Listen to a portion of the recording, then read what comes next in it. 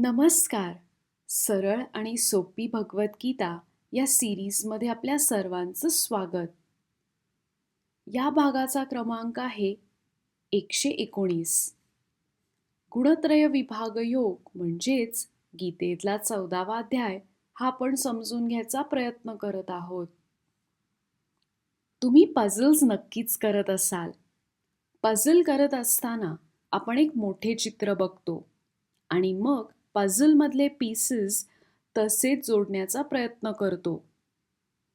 एखादा तुकडा इकडचा तिकडे झाला तर ते नीट बसत नाही आणि चित्र पण वेगळे दिसते.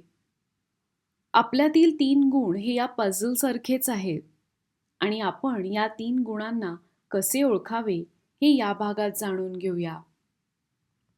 कर्मणः सुकृतस्याहुः सात्विकं निर्मलं फलं रजसस्तु फलं दुःखं अज्ञानं तमसः फलम्. हा या अध्यायातील 16वा श्लोक. श्रीकृष्ण अर्जुनाला सांगतात की सत्वगुणात राहून केलेल्या कर्मांची फळे शुद्ध असतात. रजोगुणात केलेल्या कर्मांतून दुःख निष्पन्न होते, तर तमोगुणात केलेल्या कर्मांचा परिणाम अंधकारात होतो. मागच्या भागात आपण रजस आणि तमस या 2 गुणांबद्दल बोललो. हे 3 गुण सगळ्यांमध्ये सारख्या प्रमाणात नसतात हे देखील जाणून घेतले. कुठला गुण कधी उपयोगी होऊ शकतो याबद्दल सुद्धा बोललो. आता पुढच्या काही श्लोकात श्रीकृष्ण अर्जुनाला या 3 गुणांमधली वैशिष्ट्य सांगतात. तुम्ही एखादा प्रिझम बघितला असेल. त्यावर प्रकाश पडला की हाच प्रकाश प्रिझममधून सर्व बाजूला पडतो. अगदी रंगीबिरंगी प्रकाशाचे किरण आपल्याला दिसतात. सत्वगुण जरा असा असतो. सत्वगुण म्हणजे त्या व्यक्तीमधून एक प्रकारची शांतता आणि प्रसन्नता झळकणे. म्हणून नवीन गोष्टी शिकण्याची आणि ज्ञान मिळवण्याची उत्सुकता या व्यक्तीत वाढते. आणि हीच उत्सुकता या व्यक्तीच्या आजूबाजूला असलेल्या लोकांपर्यंत पोचते. आजकालच्या भाषेत सांगायचे तर या व्यक्तीमधून चांगले वाइब्स आपल्याला येतात. रजस गुण म्हणजे एका व्यक्तीत लोभ किंवा ग्रीड, ॲक्शन किंवा सतत कृती करण्याची इच्छा, एक प्रकारची अस्वस्थता किंवा मनात अनेक डिझायर्स या सर्वांचे प्रमाण जास्त असते. या वाईट गोष्टी आहेत असे नाही, पण जर एखादी इच्छा किंवा कृती आसक्ती, क्रोध, स्वार्थ अशा भावनांना निर्माण करत असेल तर मग ते चांगले नाही.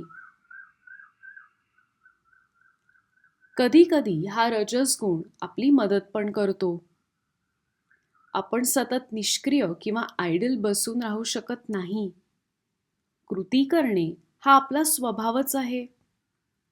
म्हणून रजसला सत्वाचे मार्गदर्शन मिळाले तर हाच रजस गुण आपल्या आयुष्यात सकारात्मक गोष्टी घडवून आणू शकतो. तमस हा रजस गुणाच्या अगदी विरुद्ध आहे. रजस गुणाने व्यक्तीची कृती करण्याची प्रवृत्ती वाढते, तर तमस गुणामुळे व्यक्ती आळशी होते.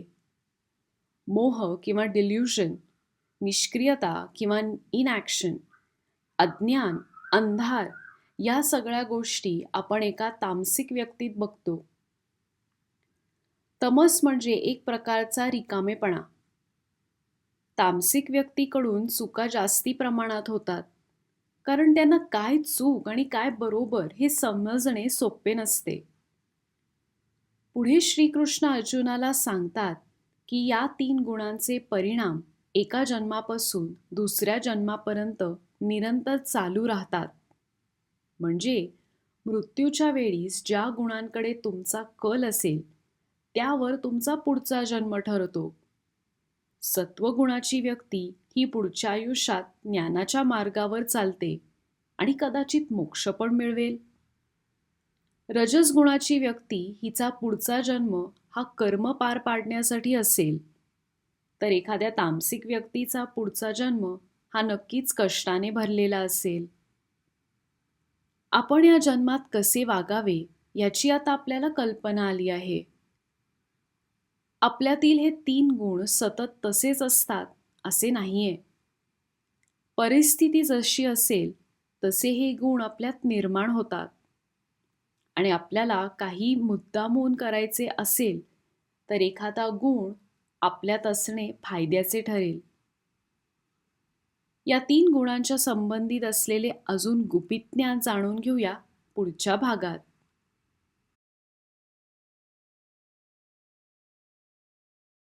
धन्यवाद.